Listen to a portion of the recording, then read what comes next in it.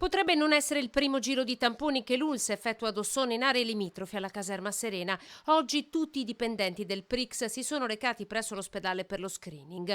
L'ultima, la direttrice del supermercato, tutti sollevati per questa decisione dell'azienda sanitaria, a tal punto che a questi anche molti altri cittadini e residenti di Dosson vorrebbero aggiungersi.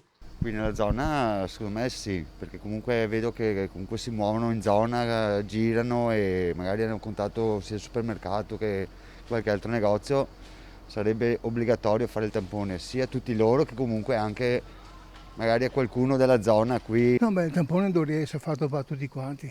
Lo farei, anzi sarebbe una certezza di non, a parte che mi misurano la febbre in varie situazioni per cui penso di essere sano, però insomma non mi opporrei. Lo farebbe? Sì.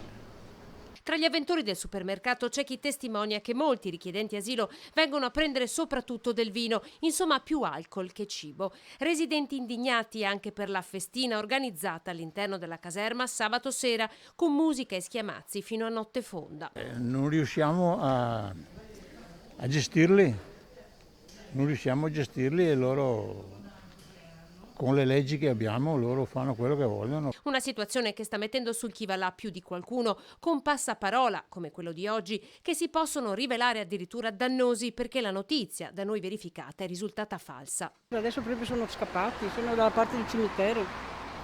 Mi hai visti al cimitero? No, mi hanno appena detto adesso il signore, ha detto guardi, ha detto che fortuna che io sono riparato perché a una certa età. Ci sarebbe stato un avvistamento al cimitero. Residenti hanno creduto che alcuni profughi fossero scappati dalla caserma. Chi gliel'ha raccontato che sono scappati? Adesso delle persone sono appena passate adesso che mi hanno detto che prima erano senza mascherina, adesso se ne sono messa perché ho detto che adesso siamo un po' tutti in pericolo perché sono in giro.